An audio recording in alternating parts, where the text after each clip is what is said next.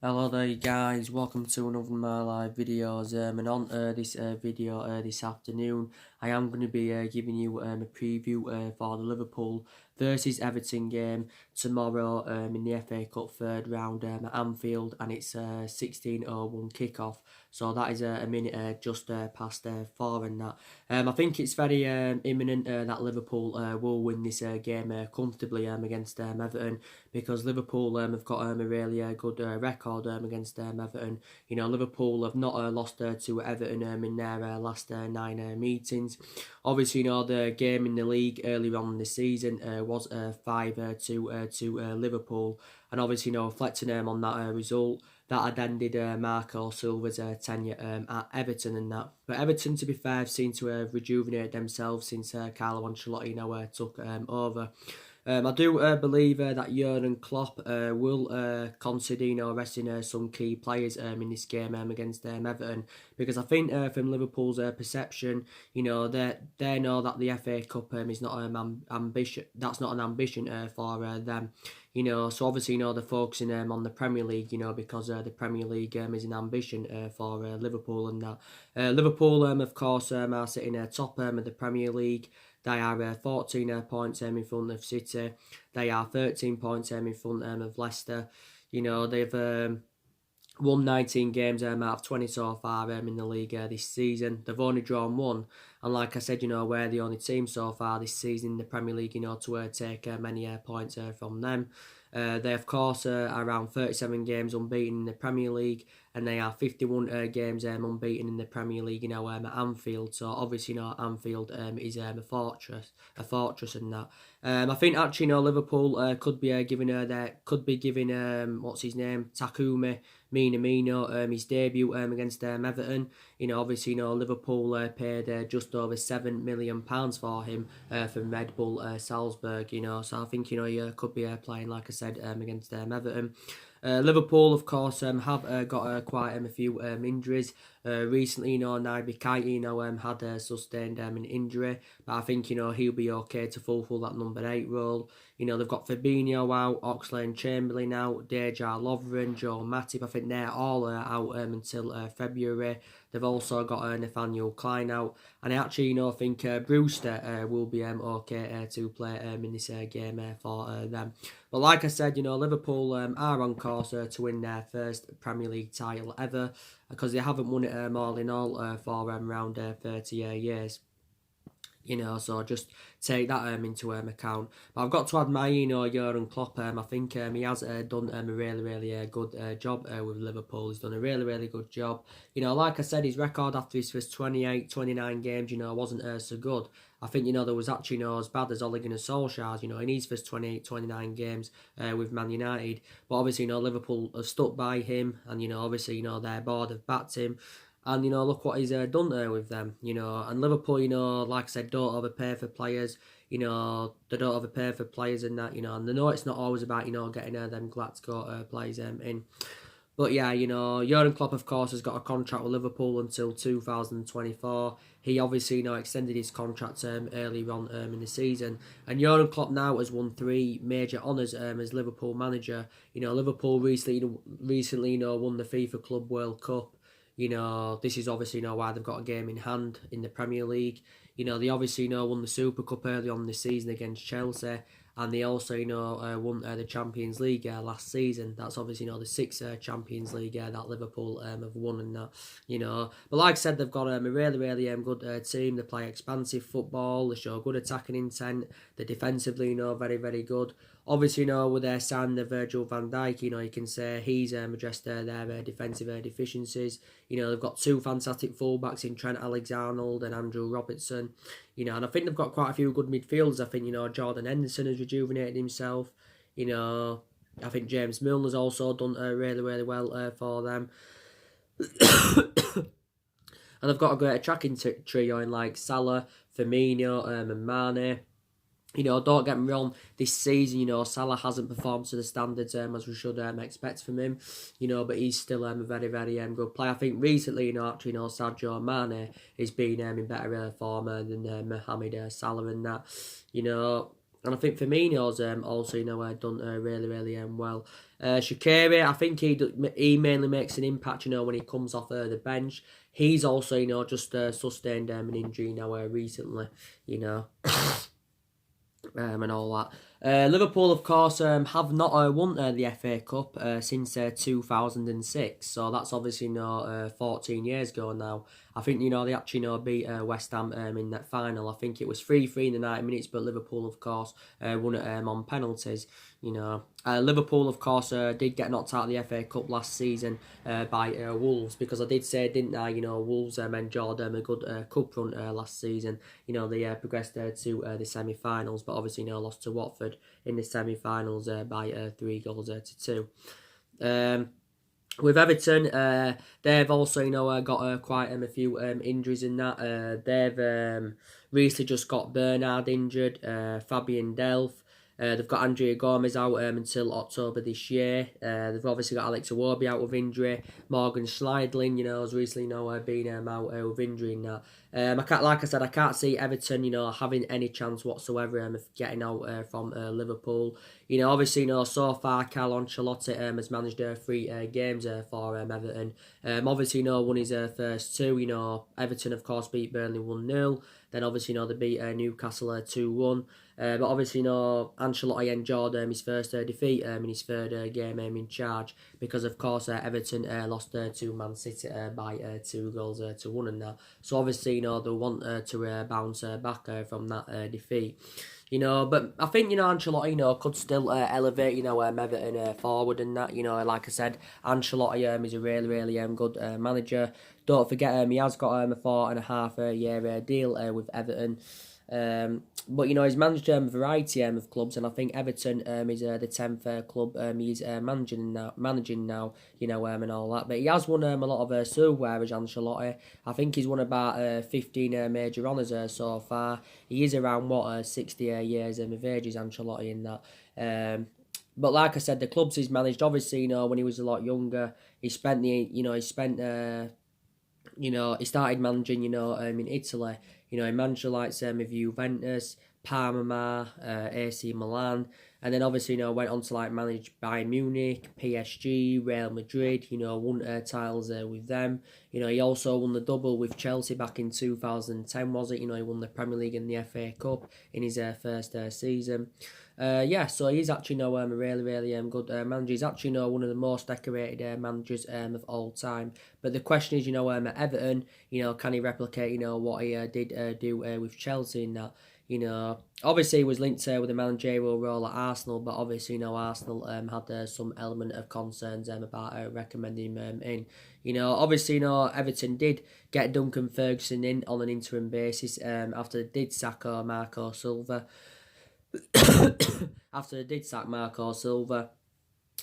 But obviously, Duncan Ferguson, wasn't keen on taking the job on a permanent basis. So obviously, they got Ancelotti in instead. But Duncan Ferguson, don't forget, is still part of the backroom staff. So I just wanted to take that into account. I presume maybe Everton, will do some, transfer business in this January transfer window, because obviously Ancelotti is going to want to make investment in that Everton squad. Maybe Everton as well, could consider, getting rid of some of their players in that. But yeah, it will be a very good game. It is a Merseyside derby, but I just think Liverpool have too much for Everton and that. Like I said, it is tomorrow and that, and I think Liverpool are going to comfortably progress into the fourth round of the competition. I think Everton have got some good players. Like I said, they've got Sigurdsson, who's good in that midfield. I think Lucas Sting's a very good fullback for them. They've got Dominic Calvert-Lewin, he's been in scintillating form recently. I think he scored 3 goals in his last 2 games, and he's flourishing under Carlo Ancelotti's guidance.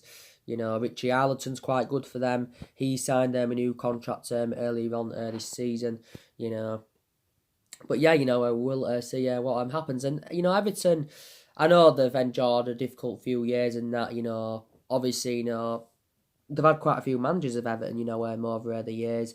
Obviously, before they recommended Ancelotti, they had Marco Silva. He got sacked. Don't forget, at one point, they had Roberto Martinez. Before that, didn't they have David Moyes as well? There might have been another manager before that, but they did have David Moyes, and David Moyes, of course, endured 11 years with Everton, and he was a long-serving manager with them. But you've got to praise what he did for Everton. David Moyes, of course, now is back in the Premier League. He's obviously now managing West Ham, because West Ham recently sacked Manuel Pellegrini. So they've got David Moyes back in. But obviously, like I said, West Ham did have David Moyes before. But yeah, like I said, I think Liverpool are going to win this game comfortably. So that's your preview for that.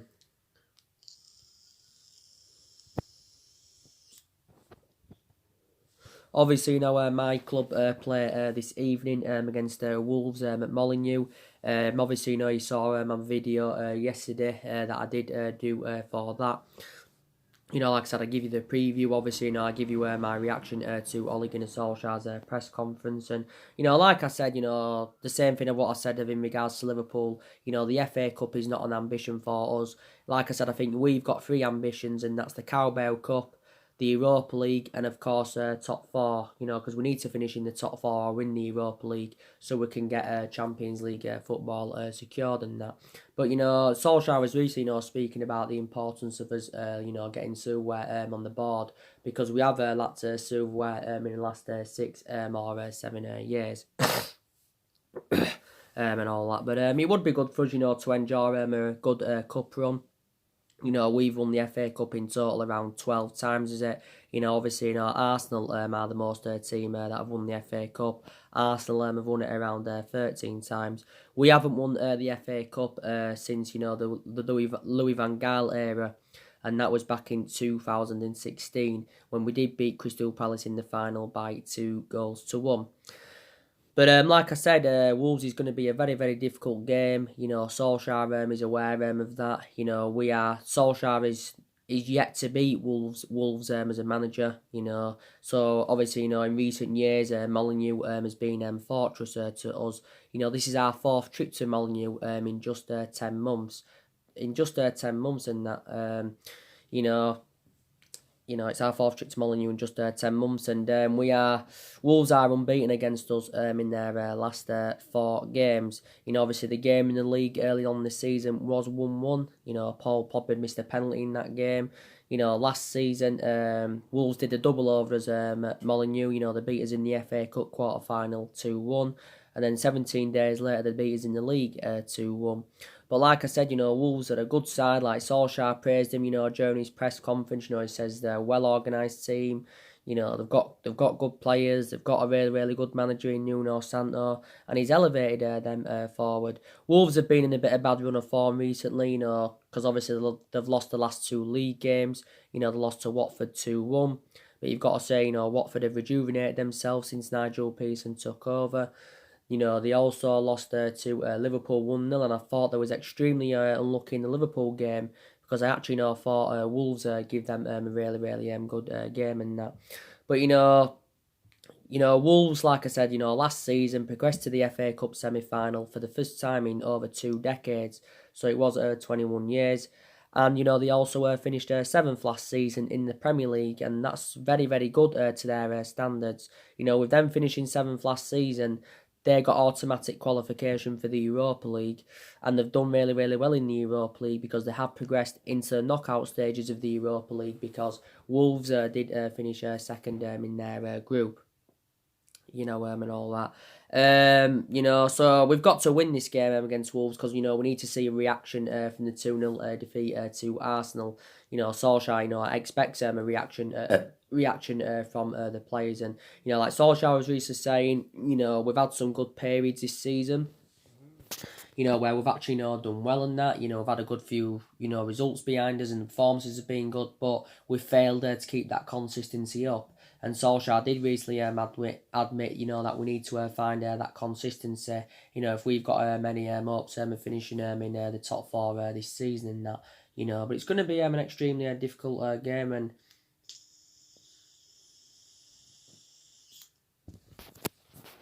it's going to be an extremely difficult game, and Solskjaer obviously, give us some news regarding Paul Pogba in his press conference yesterday.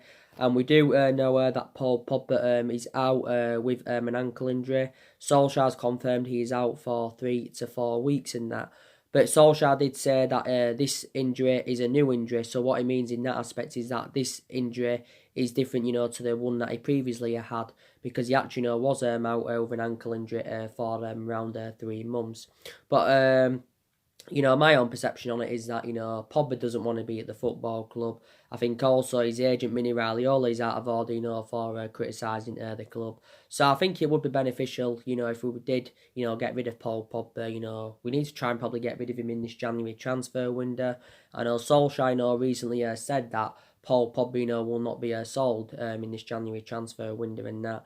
Even if he doesn't leave in this January window, I think he will leave in the summer. So I'm very sceptical, that he will be here in the summer and that. There's not many teams really in for him at this present time. I know last summer he was relentlessly, linked with a move to Real Madrid. There was also, talks about him making a return back to Turin. Because, I took into account he enjoyed 4 good years in Turin, but hasn't the vast majority of his performances at Man United have been totally comparison. And we get rid of Pogba, we can generate a substantial amount for his departure. We can get probably around 100 million at least, maybe over 100 million. But I think we are determined to let him go for £100 million. Last summer we revealed that we wanted around £150 million. And Real Madrid were reluctant to pay that, so that was a stumbling block of Pogba making his move to Real Madrid. But, Pogba's missed the vast majority of this season with injury and that, and, he obviously, came on as a sub against Newcastle and Watford, and, he made a fantastic impact. Then, obviously, after that, he didn't travel to Burnley with the rest of the squad. He also didn't travel to London with the rest of the squad, because Solskjaer confirmed prior to the game against Arsenal, this was in his press conference, that Paul Pogba would have been fit enough to play in that. But, he's just totally disrespecting the club from my own perception that, we overpaid for him, Pogba, £89 million, our most expensive signing at the moment. He's still got around, 15, 16 months left on his current contract. But, so I think he's definitely one of the players that's going to be leaving Manchester United, whether it's this January, whether it's this summer, or whether it is sometime in the future. And Paul Pogba's made 150 appearances for Man United in all competitions since he rejoined from Juventus, and he's bagged around 31 goals and that. But still 26 years of age, still got a lot of development in him. But so obviously we know that he's not going to be playing for 3 to 4 weeks. But according to Solskjaer, this is stemming from Solskjaer, he said that he'd been advised by people to have surgery on his foot. But I don't think the injury is severe, because Solskjaer did confirm that, And obviously, we've had an update on Bay, Fossil Mensah and that. And Rojo, it's actually pretty positive news, because Bay is close now to recovering from his knee injury. Don't forget he's been out with a knee injury since pre-season as Bay. And I've got to say, Eric Bay is very injury prone, but I think it did say there's a possible chance he could be involved in the game, this evening. I'm very sceptical he will be though. Fossil Mensah, he's also close to returning. He's been out with an knee injury since he was on loan with Fulham last season, but he's now close to returning. I think now he's in line, to a full that midfield role because he's versatile. He can play as a centre half, but he can also, play him as a midfielder. So I think we're going to consider, putting him there now, due to the absences of Pogba and McTominay, But yeah, and Rojo is still out with a muscle injury. I also want to confirm Anthony Martial and Jesse Lingard are both out with illness, like I updated you yesterday. They got sent home from training after just 15 minutes of their arrival, due to illness. I think, they have got some kind of sickness bug. McTominay, as you all know, he's out until February and that. And it is a shame because, like I said, I think McTominay has been a revelation this season for Man United. Some of his performances have been absolutely superb. But the question is, can he keep the consistency up? And it wasn't too long ago that McTominay was out with an ankle injury. But like I said, more players are coming back from injury. But, we're starting to get, some more players injured again, you know. But yeah, so that's the latest news. I want to update you with on that. But now we look very exposed in that midfield with the injuries of McTominay and Pogba. So like I said, now the only players we can go with in that midfield is Fred, Matic, and Pereira. I think definitely Matic and Pereira are two liabilities. Fred, I think still a lot of aspects of his game need to improve, but I think recently he has rejuvenated himself. Again, I felt as though we overpaid for Fred, but I think we should still be determined to give him more time at the football club. And like I said, Fossil Mental now is also an option. But yeah, we've got to reinvest in that midfield this year because that's one of the priority areas, where Manchester United do need to strengthen up. And, these a lot of midfielders on our agenda. We also need a couple of attackers. We need at least one striker.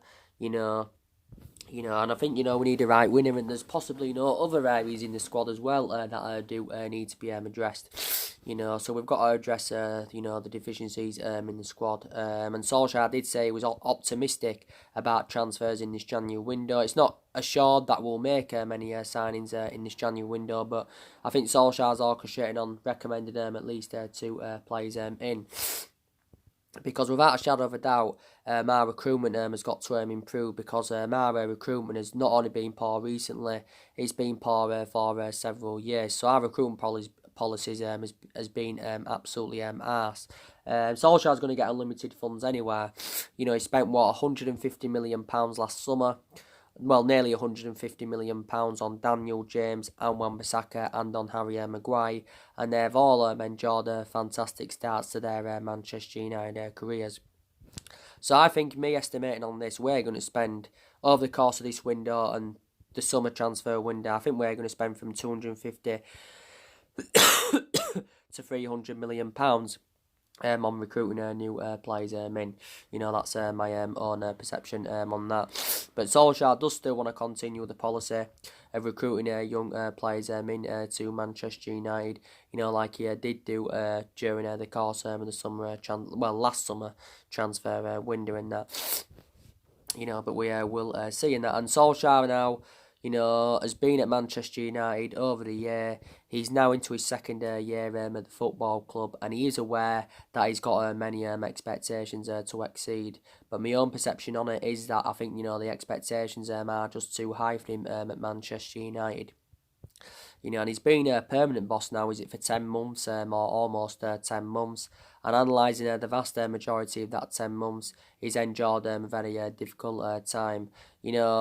He did really, really well when he first came in, after the sacking of Jose Mourinho in December 2018. Solskjaer did really, really well in that 3-month period when he was the interim manager. Because, like I said, the results were good, the performances were good, he exceeded expectations, and he got the best out of these group of players.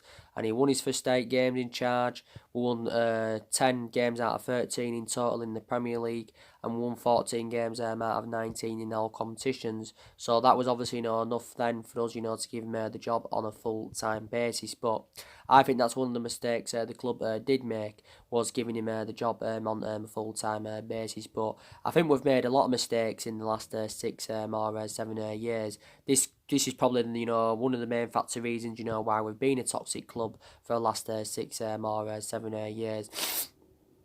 But Solskjaer did say, didn't he, recently, that he expects a successful 2020. So hopefully, this year is going to be a totally comparison to what we saw for the vast majority of last year. But we have enjoyed the difficult start to the new year, obviously, reflecting on the 2-0 defeat to Arsenal and that. And our away form's got to improve. That's something else that's got to improve, because that's extremely, very, very poor.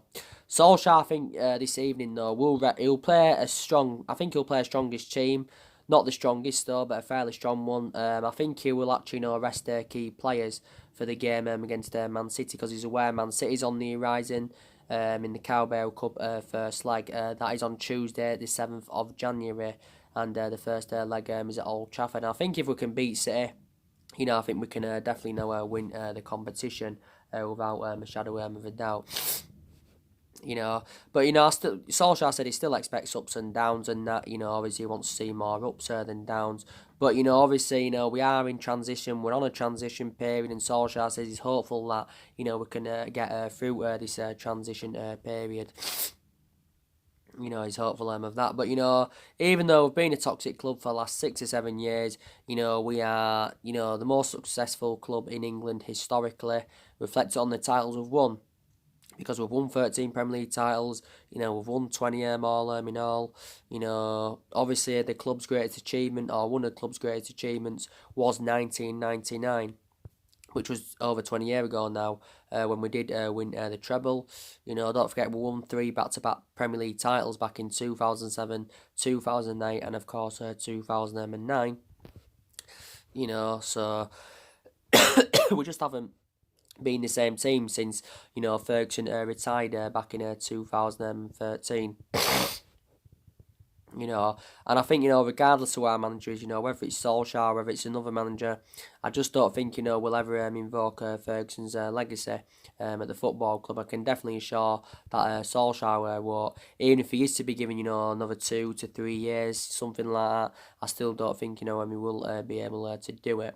But Solskjaer will still be here in this January window. I can assure he will be here at the end of the season. But I'm very sceptical, that he will see out his 3-year contract at the football club. Very sceptical about that.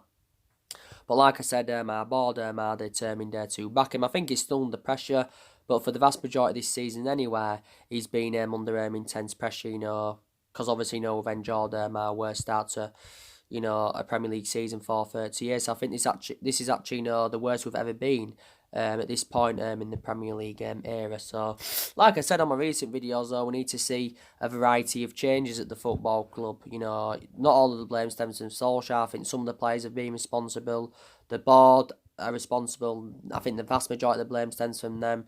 Ed Woodward, he needs to go. I think we need to get rid of our coaching staff, get the Glazers out. So we need to see a variety of changes at the football club, definitely. A lot of Man United fans won't have a lot of confidence going into today's game. But hopefully, we can beat Wolves. I'm very, very hopeful. But like I said, the FA Cup is not an ambition for us. We'll be back on with another video later on. I'm going to give you an update on some more transfer news. Keep you up to date and that of what players are linked with Manchester United. So do join me then. And obviously we know Romero's starting in goal this evening. Solskjaer did confirm that Sergio Romero is our second choice goalkeeper. So just wanted to confirm that with you. So anyway, guys, drop your comments, likes below on the channel. If you do, consider subscribing as always, and take care. God bless, and I'll see you all again very soon.